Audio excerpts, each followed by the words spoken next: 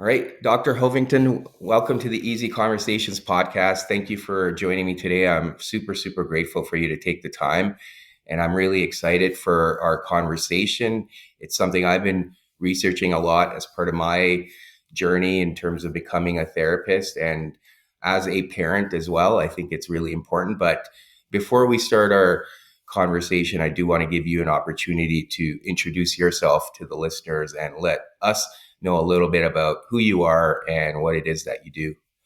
Thank you for having me on your podcast. I think any opportunity to speak about the science of parenting and our emotions really is helpful and is what I'm trying to do really with my work. So I have a PhD in neuroscience from McGill University, and I studied psychosis and schizophrenia in youth and specifically emotional outcomes of that and cognitive outcomes. And after that, I went into a postdoc into education, so a completely different shift. But I was curious as to how people or youth with mental illness were doing in school. Like, how are they maintaining, like, it's so hard already with psychosis or even anxiety. And I just wanted to study that. So I started studying that as a postdoc. And then I had my first child and I left research. So everything shifted again. Yeah. And I decided to stay home with my kids. I worked the first year and was trying to balance. I just had this need to want to be home and be with them every minute. So I left research and left. I was working at a clinic at that point. And I had launched Curious Neuron, but it didn't look like what it looks today. It was really an in-person kind of thing. After my second child and a burnout during that pregnancy, I said, okay, well, that makes sense. I think I need to take a break. And I started the blog, and I just wanted to blog about the science of parenting. I felt that as a parent, everybody was telling me what to do, but nobody was telling me why. Why do I need to do that? Or why do you recommend I do this? So I just wanted to give the why behind everything and share the science around it. So that's what grew into a really big community now of 133,000 on Instagram, and a podcast that's doing well. I'm supported by a grant at the Neuro here in Montreal, so I'm happy with what it's become, and I'm focusing on the emotions and the mental health aspect of parenting and what that looks like for your child and what that looks like for you as a parent. Yeah, yeah. Thank you for sharing all that. It's really important work, as you mentioned, and much needed. And I think there's not a huge understanding around the emotions for children, right? And even though we're learning more, there's more research coming, we still don't fully understand. And that's the one thing I'm recognizing too, that those early years are so crucial for the development of the brain that we often forget. And one of the things I've recognized also is how attachment impacts children too at such an early age, and how that can impact them as adults. And if not properly handled, there's other consequences that children often encounter. So, what are some things, based on the work and research you've done, that you tend to help parents focus on when they're parenting? So, with regards to my research, I didn't look at attachment. I was looking more at emotional and emotional regulations. However, I summarize research for parents right now, and I can talk about the little bit that I've seen. And what's interesting is how our own attachment will come into play when we are starting to parent our child. Learning how to discipline and learning how to communicate our emotions with them, learning how to be attuned to them. So that's the kind of research that I've been looking at recently with for the work that I do. And honestly, what's interesting is how, like, sometimes I'll talk about spanking or harsh punishment online, and I know that stirs a lot of people and starts a lot of conversations. But we are seeing that obviously impacts the attachment with the child, and also mental health or illness. In the postpartum phase, both moms and dads can have postpartum depression, postpartum anxiety, and that does have an impact on the attachment style that you build with your child. So I think if there are parents that are listening, what's important to take note of is really understanding what your attachment style was. What was the relationship that you had with your own parents? And if you did have a parent, including myself, I don't think it's intentional. Like, I think even with my mom, I think she struggled a lot with mental health, and my father left when I was young, and he wasn't involved at all. So it was hard for her to take over all of that. And I get it now as an adult, but as a child, it's like, why don't you see me? Hello, I'm here. And I was busy kind of parenting her in a sense, and trying to be there emotionally for her, which changed or impacted our attachment style, which affected me now as an adult as well. I've had to deal with that. And it doesn't matter that we have a degree in something, it's that will be who we are, right? Like I naively became a parent and I was like, I got this. That was so wrong. And my kids, by the time my daughter, my firstborn, was almost 2, I had a second child in the house. And then by the time, in under 4 years, I had 3 kids in the house, and 2 were in diapers and they were very small. So I think that's for me when everything kind of like surfaced, and it was like, wow, I'm a mess and I don't know how to handle them, because part of that was my attachment style. Part of that was how I've dealt, or never dealt actually, with learning how to regulate emotions. I knew the science of it, but I had never applied these tools before. And as an adult with no kids, didn't matter. I was fine. Everything was functioning well. But as an adult that had to co-regulate and help children with their own emotions, I was a mess. So I had to learn how to kind of work through that. And that includes the attachment style and understanding more about who you are, because it will impact how you're parenting your child. Yeah, absolutely. And the one thing you touched on there was attunement, and that's the Yeah. word that keeps coming up based on everything I've seen. And it's so crucial when we're dealing with our children, right? And if not, otherwise they feel neglected, and that impacts them as well, right? So I think the idea of attunement is almost outside attachment, but it's being able to be present. And there's this term that I came across. It's a tennis analogy, but it's like the serve and return between parent and child that keeps coming up. What are your thoughts around that? And how can parents, besides being aware of their own attachment styles, have that sense of attunement when becoming parents and working with their children?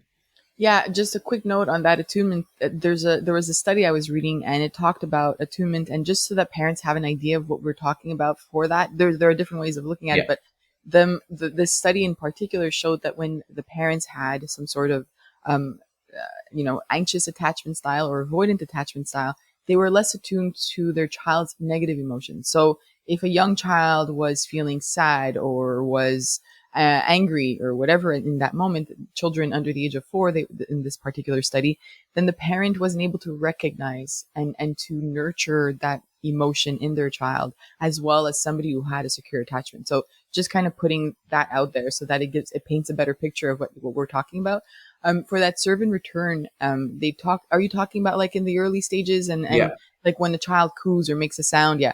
So I think if you search serve and return Harvard, there's this really beautiful website laid out with like videos and I think some PDFs where it can help a parent understand the importance of when your child is making little sounds. This newborn in your home is already communicating with you, is already trying to build that attachment with you. And when they do make those sounds and we return them and we have eye contact and we say, hi, how are you? And we come and we touch them and we grab them and hold them, that is communication. And that, sometimes parent will ask me, they'll say like, how do I start developing social emotional skills? Like my child's about 4 or 5. I'm like, well, that was as of birth. So it starts in those little moments of that child trying to communicate with you in the way that they can. And also saying like, are you there for me? Are you coming back? Are you responding to me? And Tina Payne Bryson and Dan Siegel have a book called The Power of Showing Up. So if somebody wants to really understand the science in a really simple way, they describe the secure attachment. So they say it's called the 4 S's. If you want to build a secure attachment with your child, you need them to feel seen, soothed, and safe. Those are the 3 that you want to focus on. And I think for parents who want to apply the science in their home, those 3 S's make it really simple for you to come back to that. My child's having huge emotional outbursts right now. Are they feeling seen? Right? Like, it doesn't mean that I can't give a moment of saying, here's the boundary. You're not allowed to hit your brother or your sister. That's fine. That's very important. However, do they feel seen? Are you soothing them at some point? Are you helping them with their emotions? Because they still need you. It doesn't matter that your child is 3 weeks old, 3 years old. They need you to kind of regulate with them and show them that you're there. It helps their nervous system.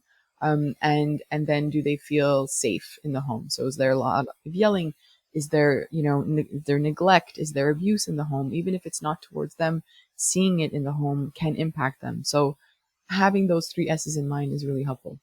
Yeah, yeah, for sure. And I think the whole idea of serve and return doesn't really go away. I think even as the children grow older, you want to be able to be present and, to your point, maintain those three S's. Um, so the other piece there is when some of that stuff doesn't happen early on, there's consequences, right? And one of the things I've seen is a lot of children struggle with ADHD, which is one of the primary consequences of not having those secure attachments or attunement early on in life. How can parents then manage those situations? Because based on some of the stuff I've come across, it's still, you could still build those attachment styles and be able to attune to the child, even if they're experiencing ADHD. It's not too late, is what I'm trying to get at. Is that something you've come across or you can speak to? So I actually haven't seen the studies that link attachment with ADHD. I've seen attachment studies with behavioral issues, many behavioral issues. So I'm wondering if it's that aspect, but I haven't seen specifically ADHD. However, it's not too late if a parent is seeing even behavioral issues or some Yeah. sort of outcome that they're now listening to this and saying, "Is it possible?" There's always a way. Even a child who's experienced an adverse childhood as adverse child experience, an ACE in their Yeah. childhood, or had some sort of trauma. Dr. Bruce Perry talks about this in his books.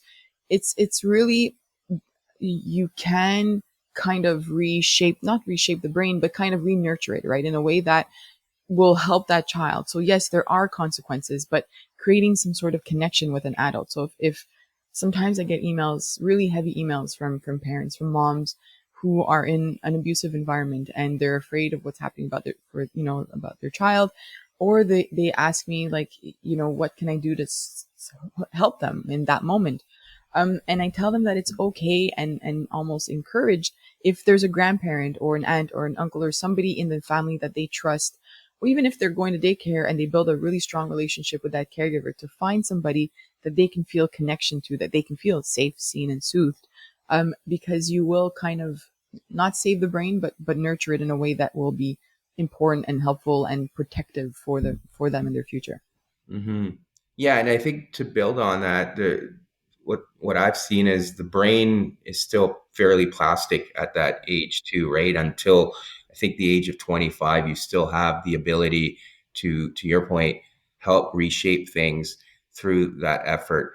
And what are some of the behavioral issues that you were referring to that could come up and parents can be aware of when they're seeing that come up? Yeah, so I think before we talk about the behavior, we have to understand what emotion regulation skills are, because then we'll understand where the behavior comes Yeah. from. So, regulating your emotions, let's say somebody, as an adult, somebody says something to you or really upsets you, or something happens with your kids, you could either, you could kind of cope with that emotion and have a strategy that you use to not like lose it every single time, or you could, lose it every single time and not control it. So, what's happening is that in the brain, we have the amygdala that's communicating with the prefrontal cortex behind our forehead, and that part behind our forehead is the thinking part. So it's telling Mhm. your brain what to do with these emotions. In kids, it's not developed yet. So very often they will have big outbursts. We call them tantrums. And I joke about tantrums because I say, if we're going to use that term for kids, we need to use it for adults because we have them too. It's Yeah. emotional outbursts. And that outburst or behavior that we're seeing is that externalization of an emotion. Every emotion will always have an internal aspect to it, whether it's what we're thinking, our heart rate increasing, our breathing rate increasing, and something will happen internally.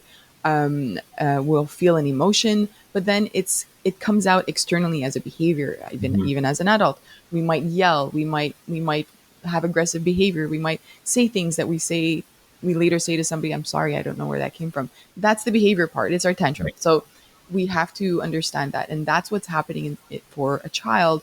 They're just having those moments more often because, like you said, the brain is developing, or specifically that prefrontal cortex is developing until the age of 20, 25, depending, girls and guys. It develops a little bit faster in girls. Mhm.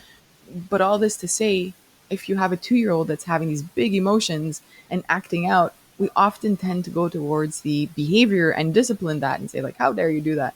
But that child's dysregulated. That brain Mhm. is dysregulated, and they need you to bring them back down. I always picture this sort of mountain in my head, and like at the bottom of the mountain is like a green zone, let's say, and the child is fully regulated. You are fully regulated, which means you are focused. You can control your emotions a lot better.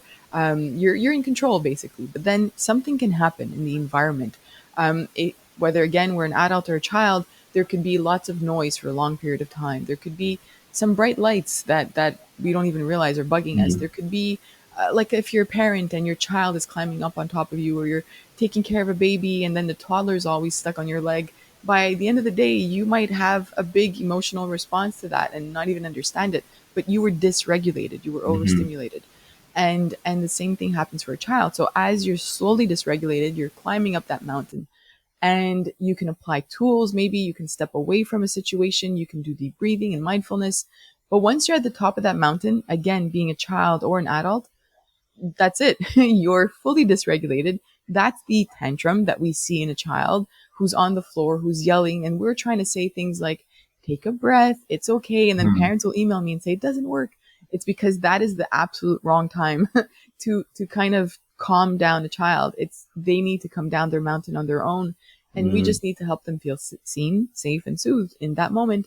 And that might mean stepping away and saying, I'm right here, I'll help you when you're done, but you can't hear me right now, and that's okay. But that's it, not more than that, because they're not going to like start saying, "Oh yeah, my mindfulness techniques, like let me use that." No, it's not. It's too late. Same thing for an adult, right? Like if we're having an argument with a partner and they say something to us, or like they see we're really angry and we're like kind of like going up that mountain, climbing up that mountain, and they say like, "Calm down." It's Yeah. the worst. It's Yeah. not Yeah. going to help. So the same thing for a child. You're disconnected at that moment at the top of the mountain, whether you're an adult or a child. That amygdala, that emotion part of your brain, is no longer kind of speaking to the thinking part of your brain. So whether you're an adult or a child, you're not really thinking the way that you would think. So it's good to wait for that moment. And that's the big behavioral part that we see all the time in kids. And we view tantrums as behavioral issues when in essence they're emotion regulation issues, right? That we need to help them figure out how to recognize that they're slowly going up that mountain. What does it feel like to start getting angry? What does it feel like to feel shamed or to feel sad and to feel disappointed that my friend or my sibling isn't giving the toy that I want? What do I start like what are my thoughts in those moments? Do I clench my teeth? Do I, get up and start stomping? Like what do you do? What is the child doing? And in order to figure that out, the parent has to be attuned and has to feel that, to be able to recognize these things in their child so that they can teach them what it is. So that's a long answer to your question, but yeah, that's No, the no. behavioral part. Yeah, no, I appreciate that. And I think the biggest piece there is I think you pointed out there's waiting for the child to kind of come down from that mountain, right? And I think the tendency immediately when you experience that tantrum is to uh, yourself as a parent, you get activated too, and Yes. to respond right then and there rather than perhaps giving the child some space to come down and then trying to deal with it and have a conversation about it. So I think that's an important distinction.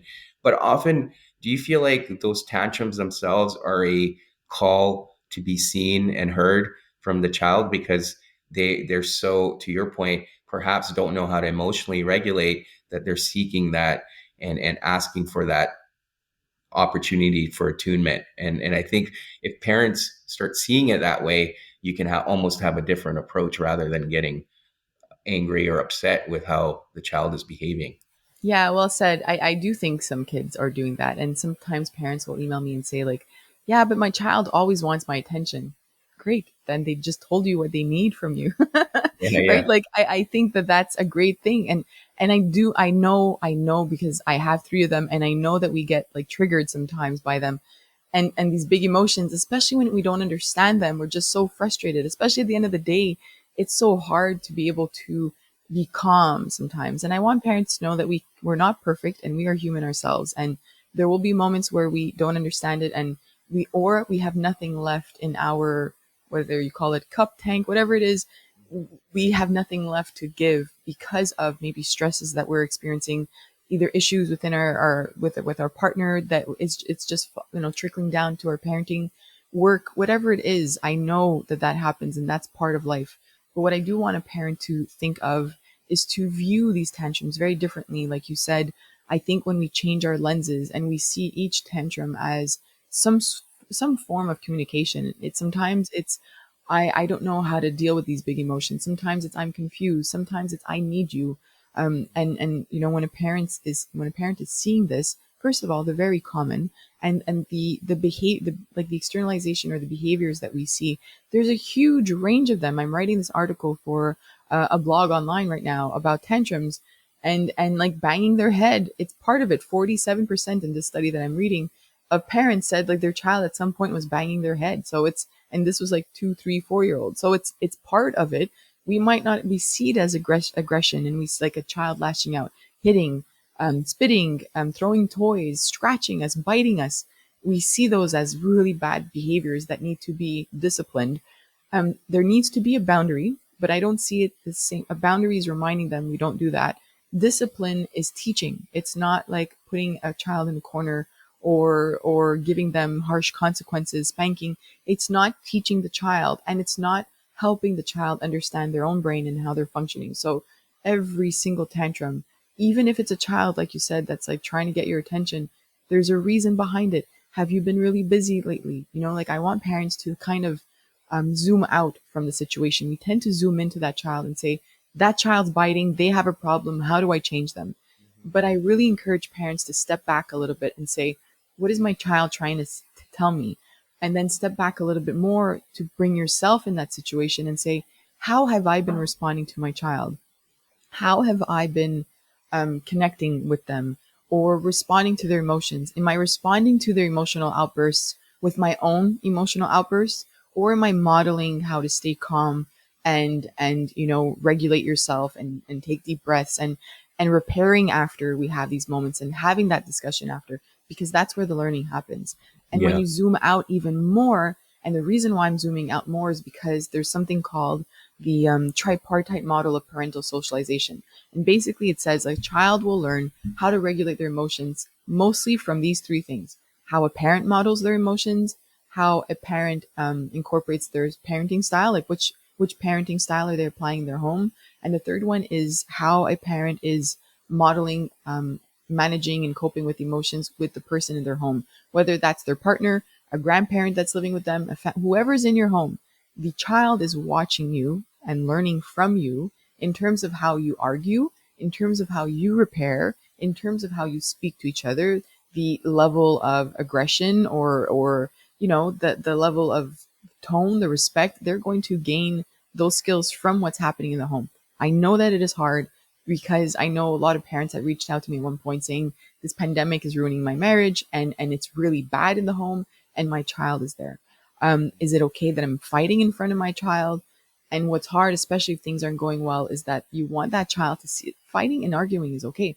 Arguing is okay. Fighting might be a bit more intense. I don't know, Yeah. but it's the repair part after. And I think you brought that up before. That repair of that child seeing you have those arguments and then come back. Those are part of social skills. They're part of emotional skills, and they're watching. So I don't know if I answered your question, but yeah, it's really important for us to think about how we're modeling that for our kids. Yeah, and absolutely. And I do want to expand on repair because Mm, I myself have struggled with that because I think what happens is as parents, we're so invested in our children and we care so much. So when we do have situations where perhaps we're not at our best, or we may get upset at our child wrongfully or rightfully, but it's that guilt that comes after the fact. And I think as you've mentioned there, what I've been able to at least work around that guilt is to be able to repair. And I think recognizing that if I'm able to model repair for my son, then he's learning this skill as well. But it's also recognizing that I'm demonstrating to him that I'm going to make mistakes. We all make yeah, mistakes, but it's coming back and having that repair that is so crucial. And I think there's an aspect of attunement there too, when you're able to repair and take ownership. And I just want, perhaps if you can build on it too, but parents to recognize that there's nothing wrong with making mistakes. It's how you show up and repair that's important for the child to not only, as you said, see modeled for them, but also learn this skill as they grow up and go out into the world, Yeah. because they'll need these skills as well. These skills are so important. You know, they're important for them in school. So how they're building relationships and friendships with their teachers, their friends, as they start work, how they're going to communicate emotions and repair with colleagues, with bosses, with relationships later on as they're older. So the skills that you just spoke about are skills that are going to serve them for a lifetime, because they need to know that it's not a weakness to have big emotions. It's not weak to have strong emotions. It's human, right? And the reason why I'm saying it this way is because I gave a talk at a local elementary school once here in Montreal, and there was I was telling parents that we need to model emotions and that it's okay to repair and to say sorry and to say sometimes I scream or I lash out, and I'm sorry, I'm working on that. So I was talking about that, and a father raised his hand and said, I don't particularly agree with you. I'm supposed to be the authoritative figure in this child's life. Why would I highlight a weakness? Why would I do that in front of my child? And that was his response to saying like sorry, and saying like sometimes I yell or I get angry very easily. And I said, no, no, that doesn't make you weak. You being angry doesn't make you weak. You being sad doesn't make you weak. It makes you human. And your child needs to see you human. Yes, we are superheroes in their mind, but if we can show them that like we apologize because we have moments where we Yeah. lose control, when they lose control, they'll feel normal. They'll still feel that it's part of who we are and that they are not weak for having those moments. So I think we need to have that discussion a lot more in our society, because there are moms and dads that just feel that you can't apologize. And when it comes to emotions, we apologize so often. I mean, Yeah. I have so many big emotions, like again, having three small kids in the house. There's moments where you lash out and you're like, oh crap, why did I do that? Like, and then you come back and you go see them and you're like, I'm really sorry. I had this on my mind and you guys weren't putting your toys away. And then I ended up saying that, or I did that. And I'm really, really sorry. Let's put your toys away together. And boom, now you're creating that attachment. You're showing them that it's okay to have emotions, and you're saying, I'm sorry. And you know what? There's an example with my 3-year-old the other day. He walked away from his 5-year-old brother who wasn't sharing a toy, but his 5-year-old brother was being very communicative. He was saying, I just want it for 2 more minutes, but the 3-year-old Hmm. doesn't understand that yet. Yeah. So he said like, fine. And he threw the toy he had and he marched up in his room. And to me, that was a good way of handling it. He walked away. I'm happy with that. But what was nice is that I went to see him and I said, you really yelled loudly at your brother, and he was trying to explain to you that he just wanted it for 2 more minutes. I know I could see, and this is the kind of how I'm building the attachment with him and validating his emotions.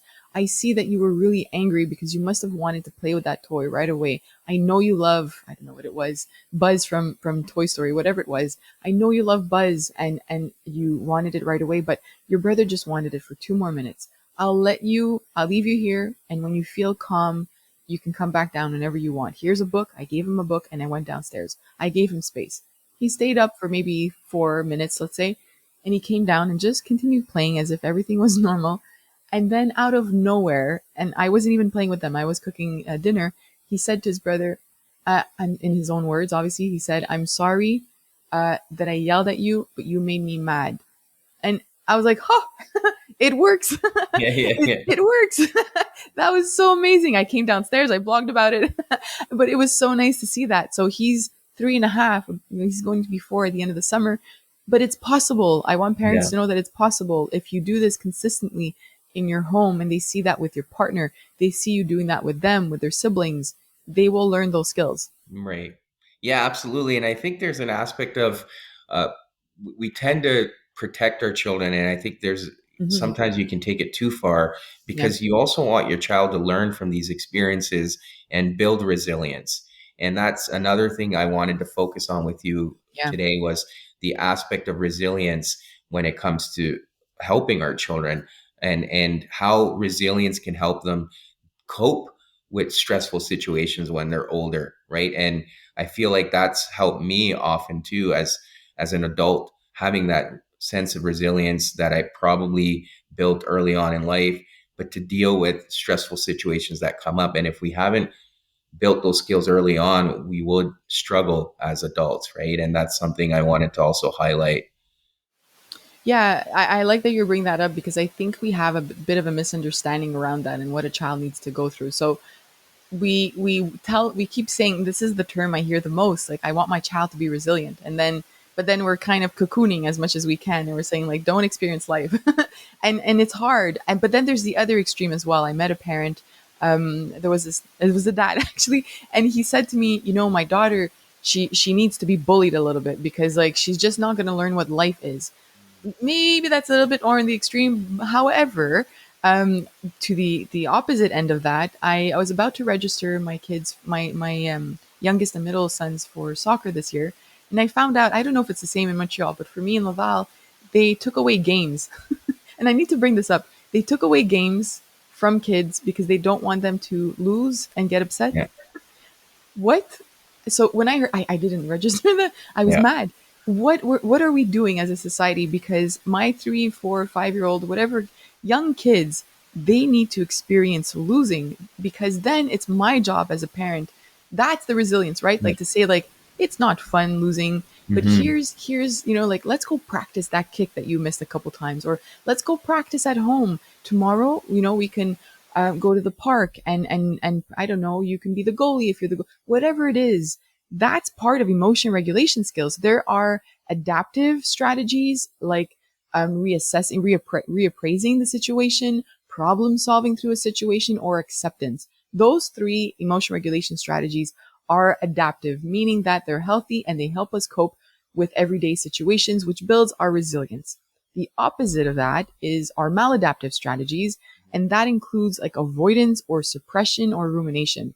And if we don't give children opportunities to um, play around with those two strategies, right? Because I do see sometimes in some of my kids, like, they'll kind of suppress emotions, and I always tell them about, like, the importance of, like, talking to me about it, or talking to somebody, or drawing it, getting it out of your system, and just not avoiding it or suppressing their emotions. And rumination is another important one. There's so much research around rumination, and if we're seeing it very young, that, there's a higher chance of anxiety later on. We don't want our kids to, lose and then not have emotions around it. We want them to have emotions, and we want to have that opportunity to speak to them. So whether it's losing a soccer game, whatever game it is, or going to the park and trying to make friends with a kid they see and that kid's ignoring them, whatever it is, I'm using really small examples, Yeah. but those are opportunities that are child appropriate, and that child will come to you and say, like,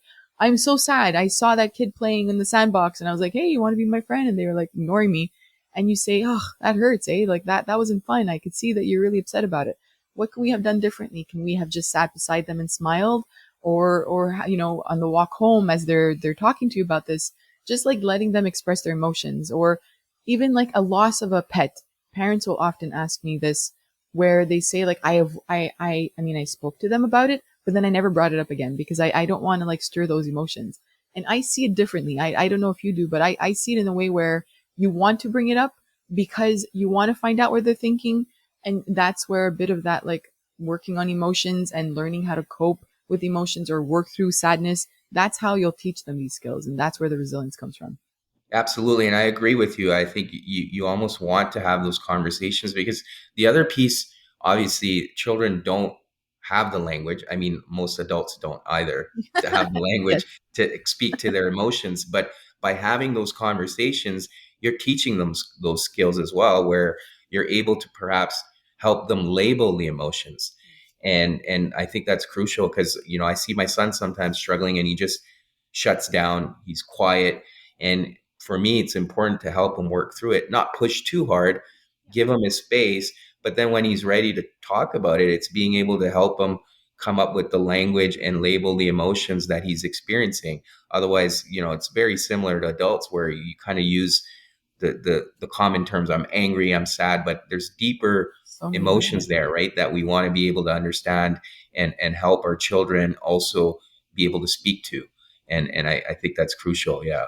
Yeah, that vocabulary is such an important piece, right? Like, I felt shamed at school. I felt embarrassed. I felt, even with young kids, with my kids, by the time they were about 2 years old, I was introducing I'm disappointed or frustrated in the vocabulary, because you're not always angry or sad. You can be a little bit of a mix, like, and that's okay too. But the vocabulary is part of it. There's Mark Brackett has a book called Permission to Feel, and that gives you were talking about like how many emotions. He paints like a picture of 64 emotions. So, I encourage parents to kind of look at that, or even if you're not a parent, to just kind of spread that vocabulary open a little bit more, in terms of like what you're feeling, because then you'll realize, like, internally or behaviorally or externally, you might not react the same way to feeling I don't know, sad versus embarrassed, right? Like, it's very different, and we want kids to have those words to use.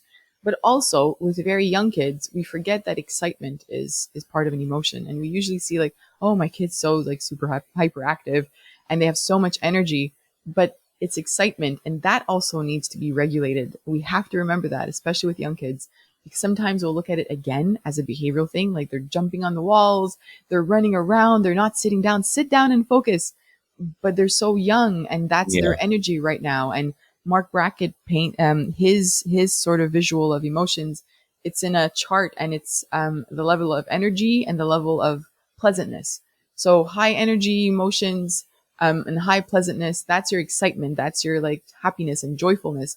But you can also be happy with low energy. You can be calm and peaceful, right? So it just really helps us kind of put words to how we're feeling, and understand how not only are we feeling, but how we can talk to our kids about that. So I think that's a good place to start. Yeah, absolutely. Yeah, for sure. And even, with kids being excited, I mean, that's to your point, that's what kids are meant to do. They're supposed to be Yeah. running around and expending that energy. And that's kind of my struggle with sometimes with school too, where kids are expected to sit still, but that's not their nature, right? They have all this energy that needs to be expended. But yeah, that's something we'll have to figure out, I guess. But I know. Yeah.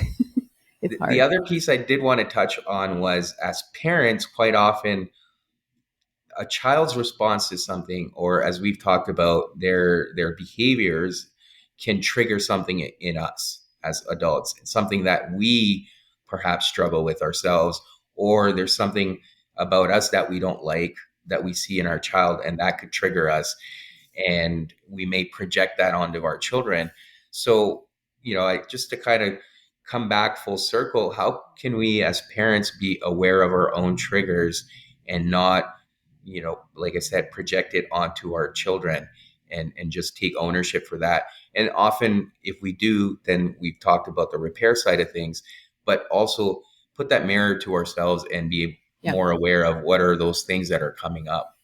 Yeah, and I love that you bring that up, because I think that if you are struggling with your child's behavior or their emotions, it starts with us, and it Yeah. always does. And I know that that's hard, like you said, holding that mirror there, and saying like, and that's why I talked about zooming out, because we are part of this equation. So, the work that you need to do, it's not going to be easy work, and it's an everyday thing for me, and it's an everyday thought process and an everyday battle sometimes for certain things.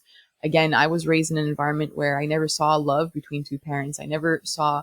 I often had to support my parents and my mom's emotions, so that led to my own issues, and I've had to work through that. And yes, that led to an attachment that is not secure. And that led to me, questioning certain things with my kids. Like, am I not good enough? Do they hate me? And I had to work through those thoughts. So our inner dialogue Yeah. is extremely important. There's a researcher, Ethan Cross does research on like our inner voice. And he has a book called Chatter, and it gives you like 25 ways to kind of change that inner dialogue to a more positive one. And one of them is just changing, instead of saying I, or you say, you say your name, I think. So you just basically, it's as if you're talking to a friend. And that's a good start, because I think many of us have to kind of work on our inner dialogue. And your inner dialogue is often the voice that you heard growing up, right? And again, not my mom's fault. It's just the situation that she was Yeah. given, and I've worked through those kind of emotions around that. But now I know that I have to work on that, and I keep hearing that the negative one saying you're not enough, you're gonna fail, you're gonna make a mistake, and you're gonna. So it's hard, because as a parent, we might be saying that when our kids are having big emotions, we might see it as a failure, and it's hard to work through that. So, like you said, turning the mirror around and saying like, what do I need to work on?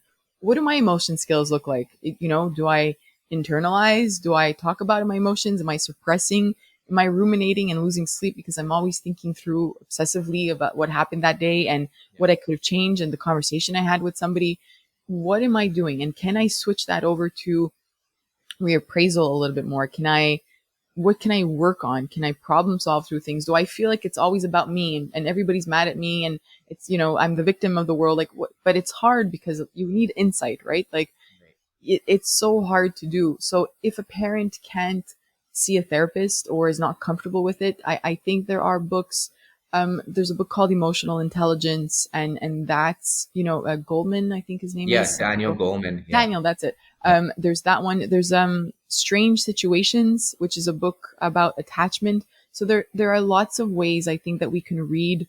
I know a father who had experienced childhood trauma, and he just started reading and reading and reading. His wife kept like showing him certain books, like Justin Baldoni's book Man Enough, and she was like, here are some books that you can read, because he was becoming extremely aggressive and never really spoke about his childhood trauma. And then by reading, he was like, oh yeah, that's me. Oh, I do that. Okay. Like, but you have to have an open heart and an open mind to wanting to change. And the more we can work on ourselves, the more we'll change the situation with our kids. We'll change our relationship with them. It'll be a stronger relationship with them. We'll be more attached. The healthier it'll be, the better it'll be for their mental health, their emotional health. There's a lot that can change there, but we have to be ready for the work. And sometimes we're not. And we have to be open to it. And, journaling sometimes, like even for myself, I've spoken about this. I just wrote like one sentence a day about like what I was grateful for. And I started that in January. And I was like, I'm a positive-ish kind of person. Like this is ridiculous, but I'm going to do it. Let's just see what happens. And then by like week 2.5, I noticed that I was a little bit happier in the house and that things were getting a little bit easier. And what I was writing in my journal was, like at the beginning when I started it, I was writing things like had a great meeting with this company or whatever. Oh, had a successful day I have an app, Wondergrade. Oh, we met with this person. Oh, we had this many downloads. Everything was like business work wise. And then by the second week, you saw a shift. Because I had nothing else to write about. You don't have a meeting every day, a good meeting. You don't have a good, a successful day for work every day. And I was looking for things. And then I started saying things like, my child gave me a really big hug and said, I love you, like at bedtime. Or I gave water to my kids in the middle of the night and one just like hugged me. And I was like, oh, that's so sweet. Like, not that I didn't notice them before, but I started writing it. And because of those moments, days felt a little bit easier for some reason. So again, there's just so many ways that we can start the work. There's self-compassion. Kristen Neff has a book about self-compassion and talks about that. And it doesn't matter if you're a mom or a dad. I think we all need to work on our self-compassion. And research shows the more you work on your self-compassion, the more compassionate you are with others around you, including your kids. So there are many different angles that we can take, but we first have to ask ourselves, where should we start the work? What do we struggle with the most?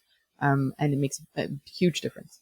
Yeah, no, absolutely. And thank you for sharing all that. And thank you for coming on. But before we bring it to an end, is there anything else you feel that we probably haven't covered, but is relevant for this discussion of parenting or supporting our children in their emotional regulation journey?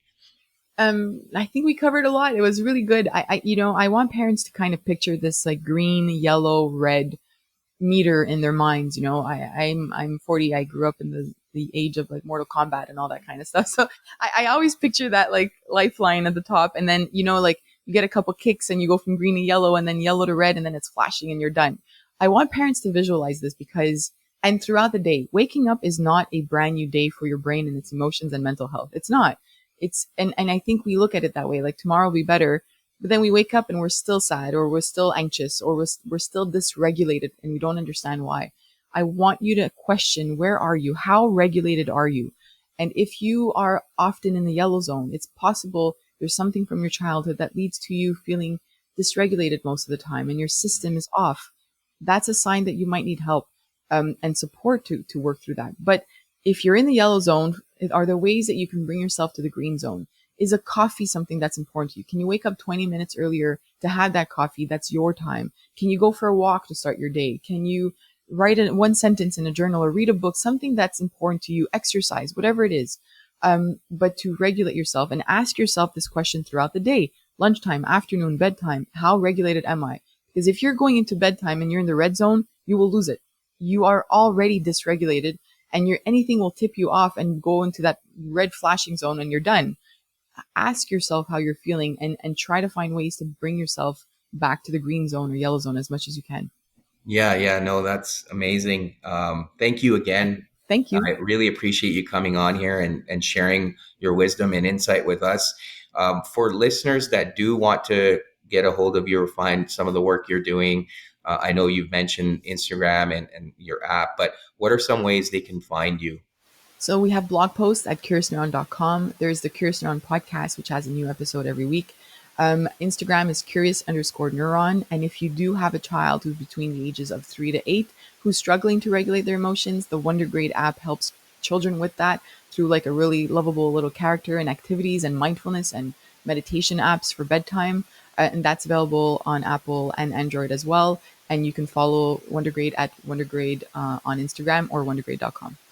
Perfect. Yeah, I'll put all of that in the show notes. But yeah, thank you again. It was a Thank you so much. pleasure having you on. It was a pleasure. Thank you.